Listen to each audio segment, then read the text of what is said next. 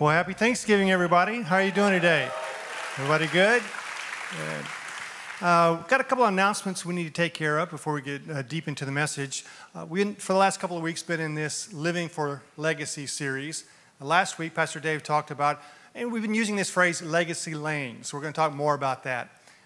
A legacy lane for us last week that we talked about, a lane we want to run in, a lane that we want to have a legacy in as a house is world missions. The Bible says something about going into all the nations in the world so that they hear the gospel. So we're committed to that process. And here in a couple of weeks, you're going to get an opportunity to commit to some of those things that God is stirring in your heart.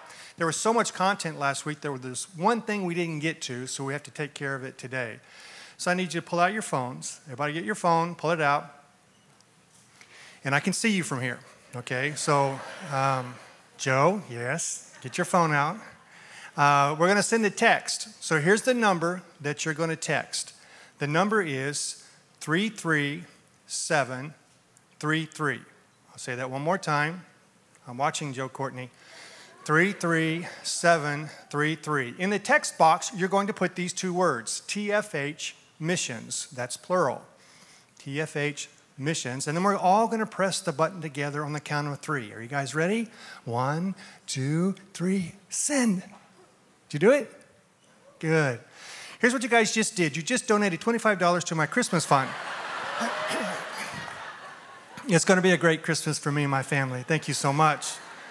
What you actually did was, we didn't get a chance to talk to someone about how to get you involved in the process. Because here's what's going to happen. One Sunday, we're going to talk about a trip that's going to Cambodia, and you're not going to be here on this Sunday for one reason or another. Or one Thursday night, we're going to mention a trip going to India, and you may not be here on a Thursday night because we don't always have a huge population on Thursday nights for prayer. In fact, let me encourage you to do that. Every Thursday night at 6 o'clock, the church gets together and prays. And Pastor Dave, Pastor Donna started the church 22 years ago. And if you ever want to hear something that consistently comes out of both their mouths is the prayer meeting is the most important meeting of the week. They've been saying it for 22 years and modeling it as well. So I'm encouraging. I know Thursday, I'm tired. By Thursday, I am beat.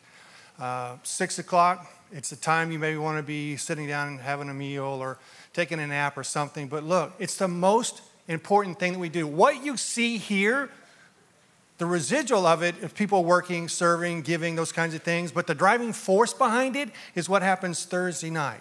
So please try to make an effort to get here on Thursday nights at 6 o'clock and let's pray our way into what God wants us to do. So on a Thursday night, we may mention we're going to India and you won't hear about it because you're not here. So what's going to happen is 3 or 4 times a year, not every week, we're going to send you a text message that says, hey, it looks like someone's interested in going to Brazil. There's an interest meeting that we'll be forming soon. And that gives you an opportunity to go to Brazil if you want to. If you don't want to go abroad, I don't enjoy it. My wife enjoys it. She drags me all over the place. I go because she wants me to. But if you don't want to go abroad, you don't want to go to all the nations, you can support people who are going to all the nations. You can write a check to someone who's going to go, or you can join them in prayer. We want you to know what's going on. We want you to partner with it because it is a legacy lane for us. It's a part of our culture, part of our DNA, part of what we want to be known for 100 years from now as that church consistently went all over the world. Another little announcement I need to make. You may not have noticed a little kind of Charlie Brown white Christmas tree we have in the corner over here, kind of small. It has these ornaments on it that say, we love our city. And I really didn't want you to see we love our city. What I wanted you to see on the back of it was the little boy's name that needed a present, or the little girl's name who needs a present. So I need you to go by that tree and take off an ornament. Take it home with you and purchase a gift. If the trees run out of ornaments, the people who are working at the information counter have ornaments, extra ones back there. Because we want to take these gifts to the 90 different blocks that we serve and adopt a block. We want to make sure that every kid has a present this year. So can you help me do that? Thank you very much. Joe. Let's talk some about Thanksgiving. Let's talk specifically about Thanksgiving meals. Actually, I do want to back up just a minute. Here's something that I want to say that's very important because it amazes me every time I hear Pastor Dave say it. Don't clap until I get through the list, because it's impressive, okay? So right now, we want to welcome Roseville, Napa, East Bay, CMF prison, Solano prison. Our pastor's down in San Francisco preaching. He was in Orange County TFH last week. So let's welcome everyone who's outside of this room today. All the people joining us at home on live stream, it's fantastic. There are so many people joining in what we're doing. So Thanksgiving meals. Let's talk about that for just a minute. I know everyone has their own preferences, right? You like turkey, somebody else likes ham. Somebody likes the turkey that's deep fried. Some people like turkey that's basted in the oven all day long. You all have your preferences.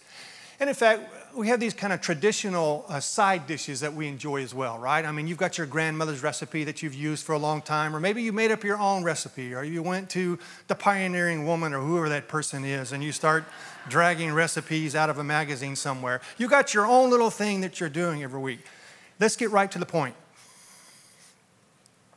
A pumpkin pie is not a pie. Pay attention, people. A pumpkin is a squash. It is a vegetable. You should not be serving pumpkin pie as pie, and I know why you people are doing this. You're doing this because you want your kids to eat vegetables. So you've decided that you'll put a vegetable in a pie, cover it up, call it a pie, so they get their serving of vegetables. It's an evil, wicked, deceitful thing to do to your children. It is not a pie. And because I'm a man of God that's bound, duty bound, to tell you the truth, and I am supposed to deliver the truth to you in love, I must say to you, there are other dirty secrets associated with a pumpkin pie. Do you know why they put whipped cream on a pumpkin pie? Because it is a squash. The only way you're ever going to be able to convince anybody to eat a squash in a pie is put enough whipped cream on it so that all they taste is actually the whipped cream. People, stop doing this. It's an abomination before the Lord for you to serve a pumpkin pie as a pie. Okay. I've been wanting to get that off my chest for years. I have some other Thanksgiving stories for you. Thanksgiving meal stories, and these are a little more serious.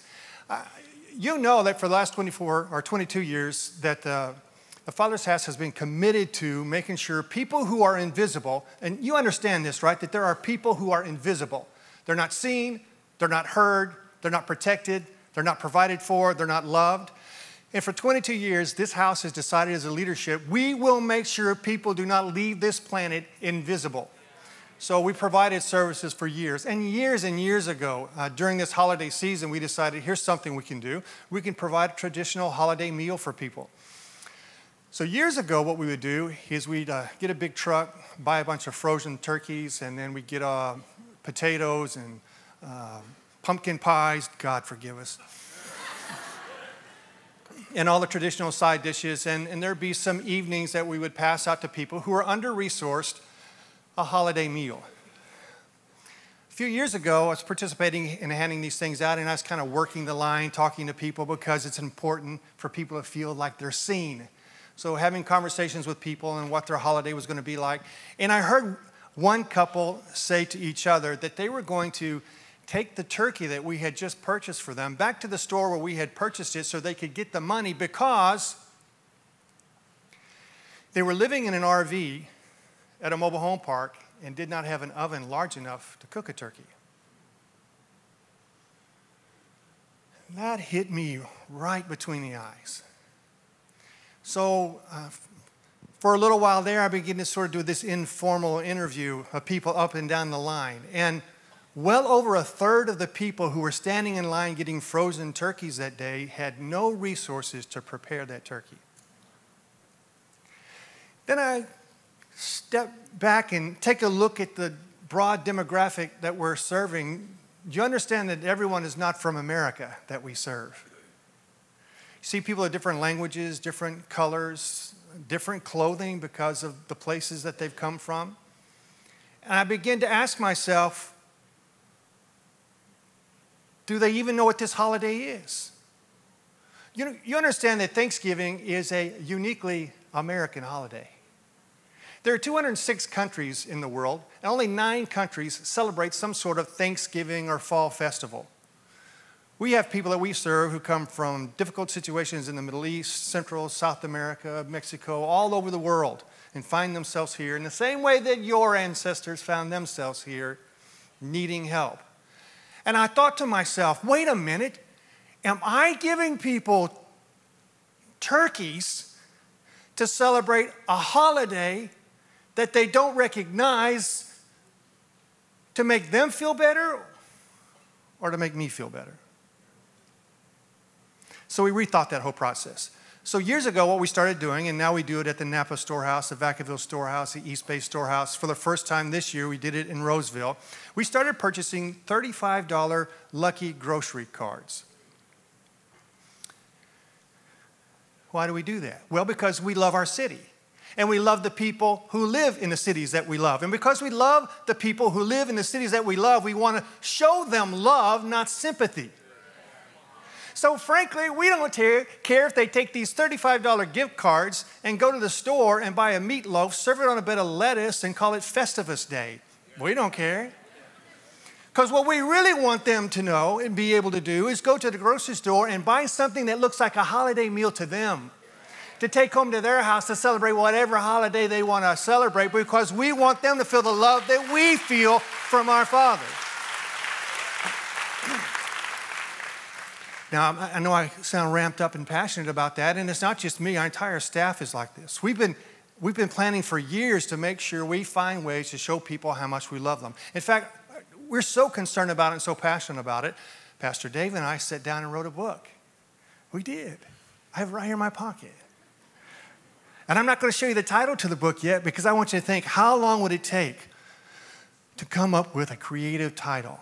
How many hours of creative design and meetings and all kinds of brilliant ideas would we have to put up on a board and mark through and think through and pray through and fast through until we came up with the perfect title for the book? And we have it right here. Are you ready?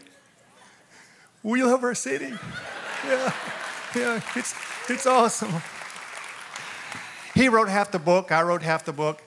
You can get it on Amazon if you want to. I'm going to read a chapter title out of my favorite chapter in the book, and I'm going to read a little excerpt out of the chapter. The chapter is entitled, "Poor People Are Not Dumb People." I've had the pleasure of meeting thousands of under-resourced people who have taught me more about courage, dignity, resilience, and humanity than any other experience in my life.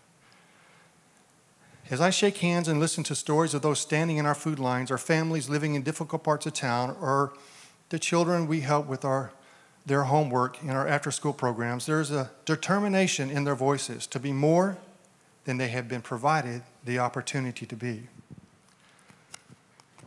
I know that the common misconception is that if you stand in line for food, for handouts, or you can't seem to raise your standard of living beyond the difficult parts of town you live in, or you don't excel in school, it has to be your fault at many levels. These people didn't try hard enough. They didn't work hard enough. They didn't study hard enough to change their circumstances. So they must be either lazy or dumb or both. Under-resourced people do not have limited capacity. They have limited opportunities.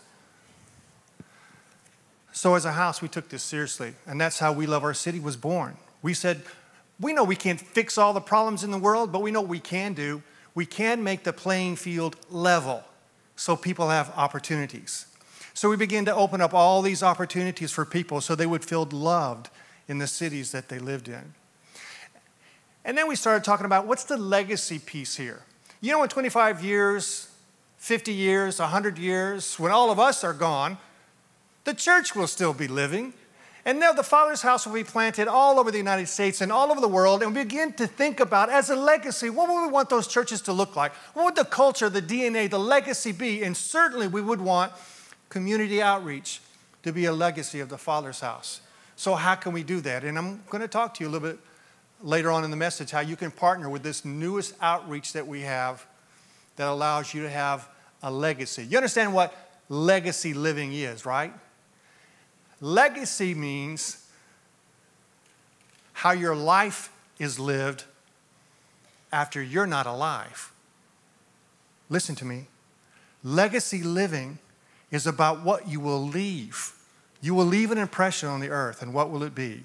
And as a leadership, we're thinking about what will the Father's house leave. Now, I thought before I talk about the legacy that we want to leave and how we're going to do that and how you can partner in it, we could talk some about what we're actually doing. And this turns out to be show and tell at some level, but I'm going to run through some slides really quickly because I want you to see what we're already doing and why this last little legacy piece is so important to make sure they continue long after that we're gone. So one of the things we do is adopt a block. You've probably heard of adopt a block. We go to 90 different blocks in 5 different cities every Saturday. And when I say every Saturday, I mean every Saturday. Yesterday, rainy Saturday. Last Saturday, smoky Saturday. In the summer, hot Saturday. It makes no difference.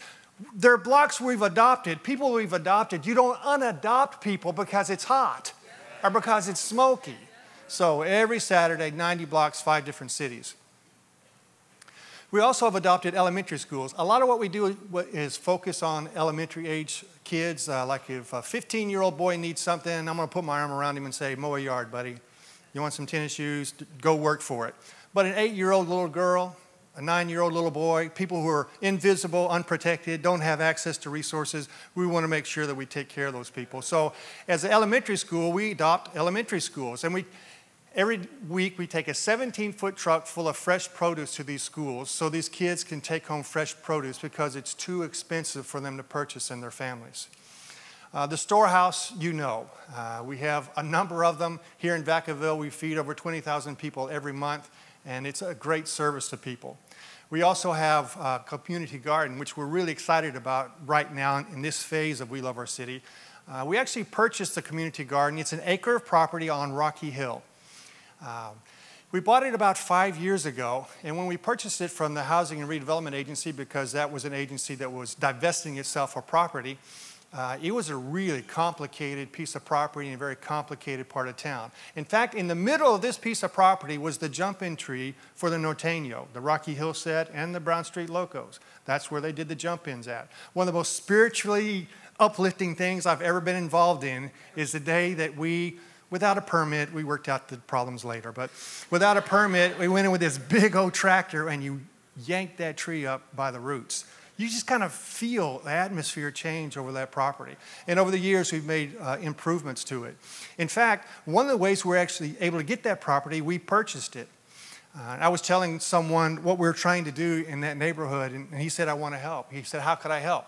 I said, well, the city has decided to sell it to us for below market value. They'll sell us that acre of property for $100,000. So I don't mind asking you for $100,000. He wrote me a check for $100,000. That's going to be part of his legacy, okay? We're really excited about the fact that while we haven't made a lot of improvement the last couple of years because there's no water, finally the city and the county got together and wrote for us and provided to us a $250,000 grant to bring water to this piece of property. So this spring, we're going to start seeing some advances in the garden. And in fact, we've identified a young couple who's going to be the project managers over it and make sure that it comes to life and it's a blessing to the neighborhood. We also have a bookmobile. I know that sounds like a pretty adorable ideal to you, right? Have a bookmobile, it's a cute little truck, we drive around, we pass that book, so adorable. We don't do it because it's adorable. Here's why we do it. Do you know the United States of America incarcerates more people than any other country on the planet?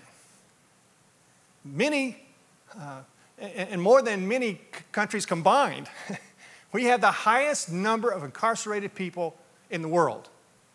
Based on a Department of Justice study and a Department of Education study that came out a couple of years ago, over 70% of everyone who is locked up in our prisons reads below a 4th grade level.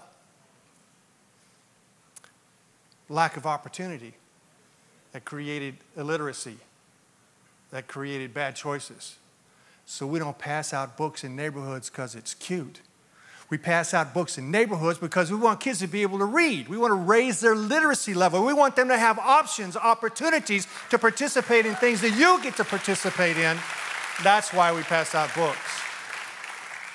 We have an after-school program, and all the things that you think would happen at an after-school program do, and it's a beautiful facility that we rent from the city. That's every day. We also have a graffiti removal program, and again, you might think that's adorable. You got a bunch of volunteers that go out and paint over signs. That's how it's adorable. No, we don't do anything minor league around here. Everything's major league here. So we actually have a contract with the city of Vacaville. We have a contract with the city of Napa. Their code enforcement officers go take pictures of graffiti, send it back to us, and we go immediately and abate that graffiti. If it's gang graffiti, we take care of it that day, because if you can take it down that day and the other gang doesn't see it, then they can't respond to it. So we have contracts. We have cities and counties that partner with us and say, you guys do amazing work. We know what you're doing, and we want you to continue to do that and do it at this level. We also have a mobile hair salon. Again, sounds like another adorable idea, doesn't it? Go around, rub people on their head and cut their hair. That's not what we do. You know, there are people in your community that can't afford a haircut. So we do that for them as a service, but that's not the real service. The real service is, have you ever been at a place in your life where you wish someone would just put their hand on your shoulder or pull you in and give you a hug? Do you know there are people out there that are so lonely they are longing just for some human being to touch them or look at them in a meaningful way?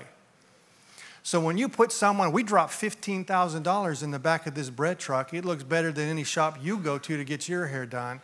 When people sit down in that chair and someone puts their hand on their shoulder, touches their face and says, what would you like us to do today? We've seen people weep because they haven't been touched in months. We do the mobile medical clinic. You can imagine all the things that go on there, and you're going to see a video about that in just a moment. We also have a mobile vision clinic. You guys, you probably remember standing right over here was this handsome guy with the glasses. He was worshiping, helping us worship. His name is John Corpus. His first name is actually Doctor. Dr. John Corpus helps us get glasses. And again, I want you to think about this process right now because you've never really thought about it before. How would you like to have a headache every day because you can't afford glasses? How'd you like to not be able to read the Word of God because you can't see the Word of God? How'd you like to be trapped in your house because you can't get in a car and drive because you can't see? We don't allow that. We love our city. The Father's house won't allow that, so we do what we can to help people see. Kicks for Kids is a program that started about 3 years ago. There's a gentleman in this church who owns a mortgage company, and we told him about the fact that, look, we go to neighborhoods and kids are wearing flip-flops all the time. Summer, fall, winter. I started doing some investigating here. I want to check why, because that doesn't look right. You know why kids in difficult neighborhoods wear flip-flops all year round? Because they can't afford shoes. And if their parents could afford shoes, they can't afford to replace those shoes at the 4-month to 6 months that these little kids' feet will actually grow. They can't buy that many shoes every year. So this guy single-handedly writes us checks. He has put shoes on thousands of kids in the last 3 years to make sure they feel loved, cared for, honored, and protected. That's going to be his legacy. Project New Day is a contract we have with the Vacaville Police Department. There's a particular unit in the police department called CREW. It's a community relations unit. Their only responsibility is to go out and engage the homeless and try to solve their problems for you. What do you need? Do you need a job? Do you need some medical attention? Do you need a place to stay? What do you need?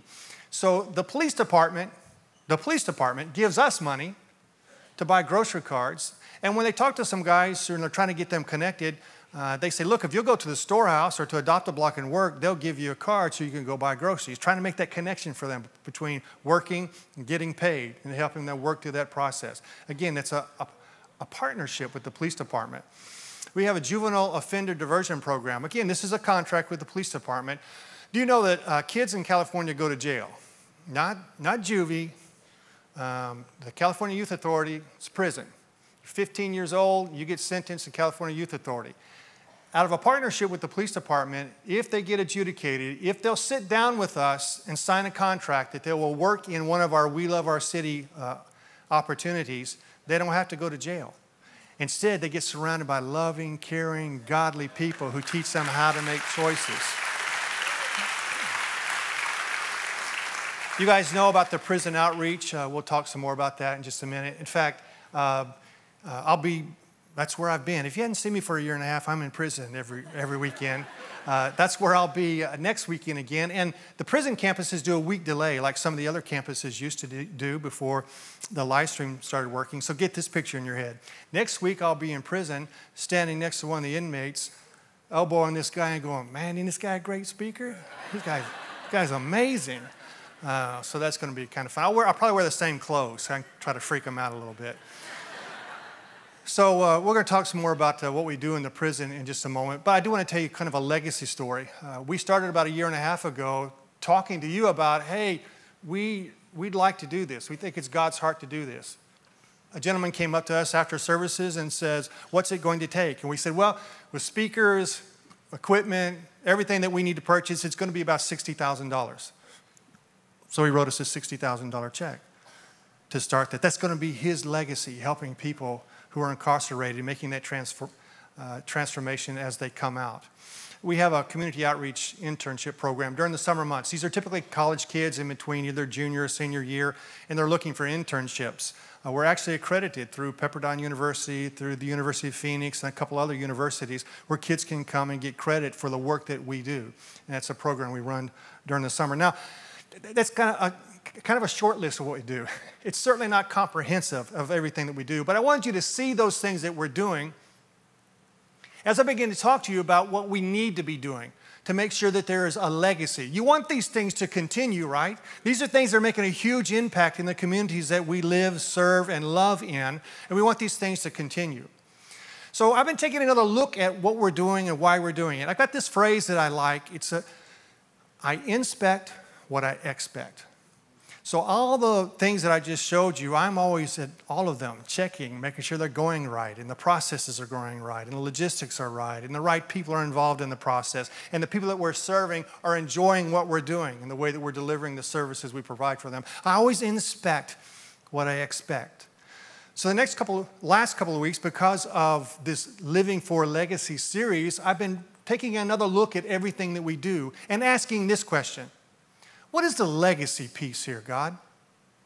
25 years, 50 years, 100 years from now, how am I going to make sure that this will be here when I'm not here? Because when I'm not here, the needs will still be here. What are the legacy pieces here that I need to fix? And pray and fast and go to all these different things that we do. And last week, 9 or 10 days ago, I was at one of the storehouses and just watching the sea of people. Here in Vacaville, we'll serve over 350 people every day. And if you just stand in the parking lot and look at the sea of people, there are people of different sizes, different colors, different languages. They wear different clothes. In fact, we've actually trespassed people from the Vacaville storehouse before for harassing Muslim women because they wear the headgear. We won't allow it. Everyone is welcome at the Vacaville storehouse. You're not going to make people feel pressured, hurt, endangered, bad about who they are or how they dress or the language or the color that they have. Everyone is welcome at the storehouse. That's we love our city. So I'm standing in the parking lot looking at this sea of people and the broad demographic that it represents. And I'm asking the Lord again, like I've asked him in other times while I've been looking at the other outreaches. Lord, what is the legacy piece here? What is the legacy? And as clear as I'm talking to you, in my spirit, I hear the Lord say, you're leaving a legacy of cities of refuge.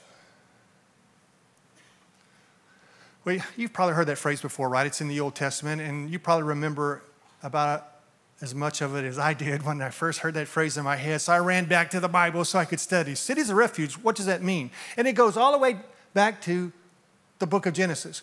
Now, when someone starts at the book of Genesis, what they're saying is, in the beginning, this has been God's heart from the beginning. In Genesis, he said, look, we're going to institute this system of justice because we're going to have people and people are going to mess stuff up, so we need some rules. Here's a rule called eye for an eye, tooth for a tooth. So if you kill somebody, you're going to die. Pretty black and white, clear. It works. Then we get into Exodus. And God goes, well, apparently you guys have found lots of ways to kill each other.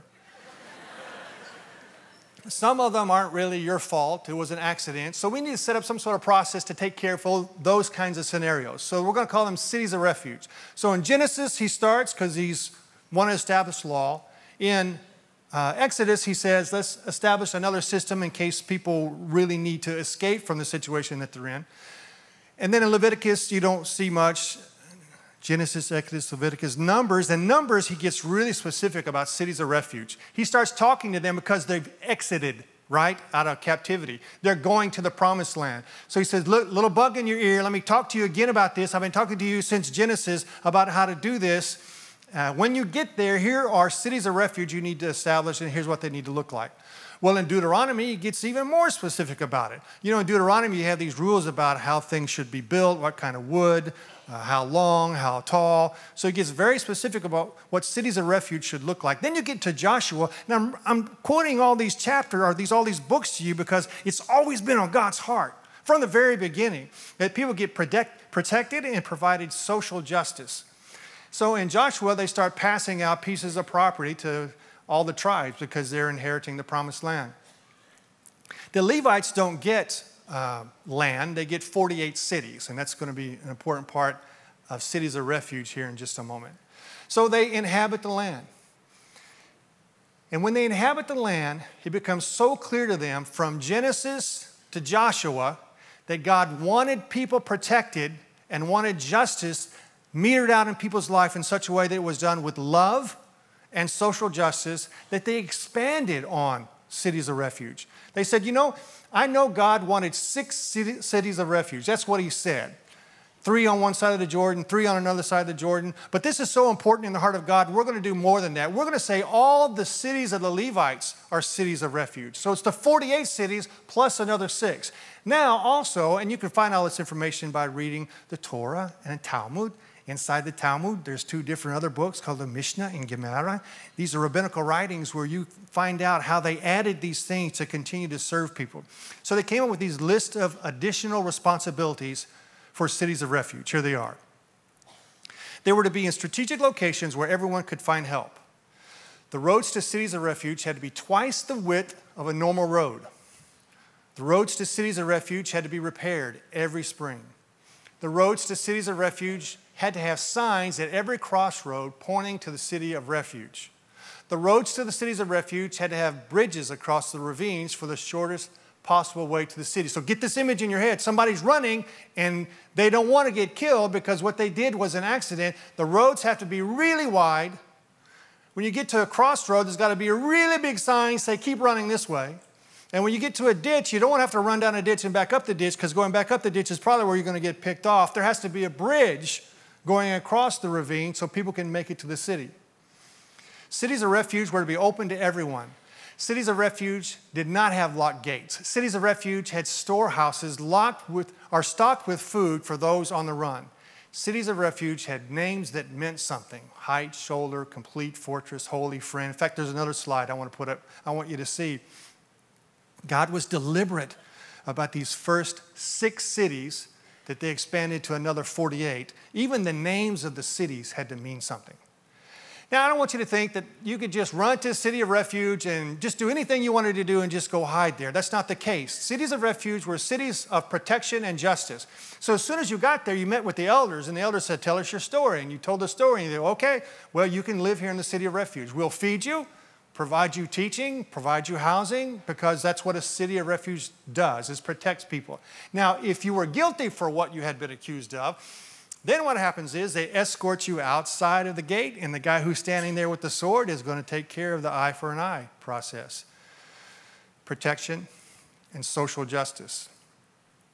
Now, what does all that have to do with the Father's house? We Love Our City, the community outreach of the Father's house. What does that have to do with legacy? We Love Our City builds cities of refuge. Adopt a Block is a city of refuge. Every time we adopt a block, we go in to protect people and love people and serve people and honor people and bring social justice to their set of circumstances. Every time we adopt a school, it's a city of refuge where we go in to protect small children, provide for them, serve them, love them, honor them, bring social justice to their set of circumstances. Every time we give a book to a little kid, we're giving them a book because we're establishing a city of refuge for them. So they feel protected, loved, honored, served, and social justice is given them. When you open up 2 churches behind prison walls, you are opening up cities of refuge so people can feel God's protection, His justice, His love, His mercy. And why are we doing that? Because community outreach needs to be a place where everyone can run to find peace and love and joy. Because community outreach needs to have wide roads, big signs, bridges, and open gates so anyone who needs to find help and love. Community outreach needs to have a name that means something, like we love our city. Now, what's that mean to you? I told you, you're going to have an opportunity now to participate in the newest outreach that we're opening up. This is the legacy piece. This is the piece we've been looking for to make sure everything we're doing in the lives of people will last beyond our lives. So you guys have heard about the Father's house. You've heard about the storehouse. I'm introducing to you for the first time anywhere, the thrift house. Let me tell you what that means. That means I'm going to take one of my big trucks, come to your house, and take all the junk out of your garage you didn't need anyway. Then I'm going to take it to the store, and I'm going to sell it. And then I'm going to take that money and build a city of refuge with it. Then I'm going to take my truck and go to your house and take all the junk at your house that you don't need, bring it to the store, I'm going to sell it, and I'm going to build cities of refuge with it. And this lady who I took the junk out of her house and sold is going to come and buy the same junk out of your house that you didn't want, and we're going to sell junk for hundreds of years to build cities of refuge all over the place. Now, it's not just about the selling part of it. Sometimes there's tragedy, right? Fires. People need jackets and hats and gloves and clothes and shoes. And we're going to open the doors and say, hey, come. Just come take what you need because it's a city of refuge for you. Now, particularly, specifically, how do you participate in the whole process? Here's where it gets very specific. It costs money to do that sort of thing. In fact, the little brochures you guys have been handed the last week or two, if you look at the lane that says community outreach, I need $325,000 to open up and maintain some expenses for the first couple of years, a thrift house that allows us to build cities of refuge forever. Now, that can come in lots of different ways. There may be some people in this room who have a building, they just don't know what to do with it. I know what to do with it. Give it to me. I'm building cities of refuge. Write it off, and we'll both go off, and that'll be a part of our legacy. Some of you have buildings you don't want to sell, but maybe your business is doing really well, and you need a tax write-off, or you need a loss on one side of your business. I know how to show you how to lose money. Rent this building to me below market value, and we'll build cities of refuge together. Some of you say, look, I don't have a $100,000 check for a garden. I don't have a $60,000 check to open up prison ministry. I don't have a building. What can you do? Look, just simple math. 4,000 people will walk through here in this weekend. In a couple of weeks, when you have an opportunity to give, if each person gave $100, that's $400,000. That's more than I need to open up this piece of the legacy of We Love Our City so that everything that we're doing can continue for 10 years, 15 years, 20 years. So Father's houses all over the world can take care of themselves and make sure that community outreach is always a part of our legacy everywhere we go. Now, I struggled with how do I end a sermon where I ask people for buildings and their money? How do I end that sermon? Oh, I know, I'll show them a video.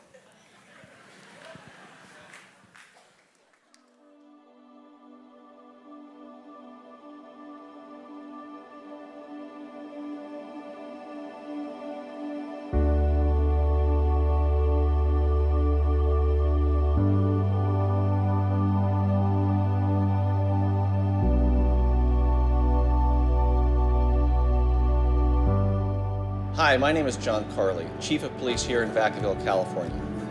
You know, when I look around the city, I see an involved, engaged partnership. We love our city and all the programs that come along with it and all the volunteers that make a difference in our community really make my job easier as the Chief of Police. And I look around as I drive around Vacaville and I see the families and the kids in a different place. It makes a difference.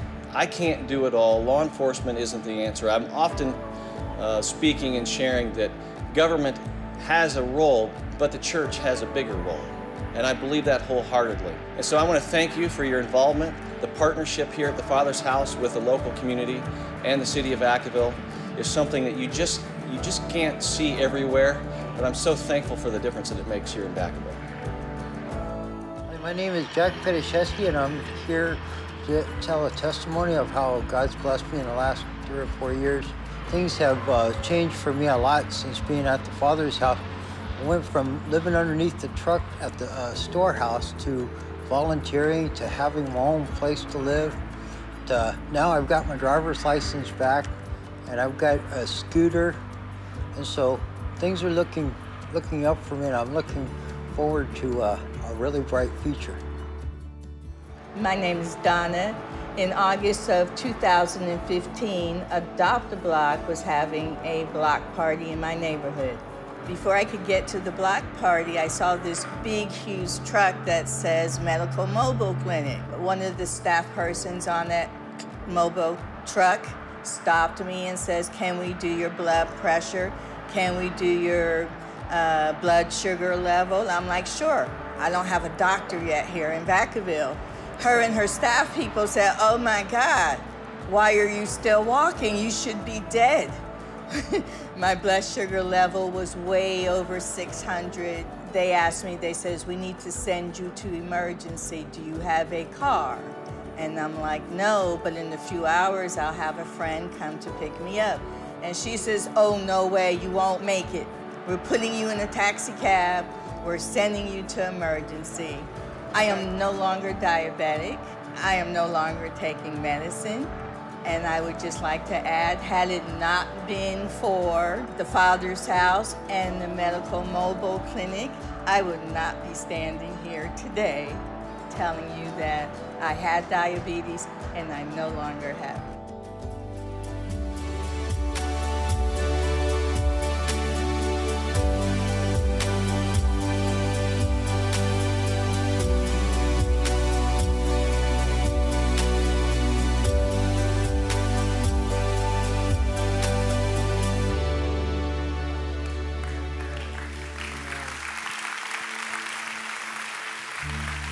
I want you to stand to your feet, please. Before I dismiss you and pray over you, I just want to be really clear about one thing. Please help us build, as a legacy, cities of refuge.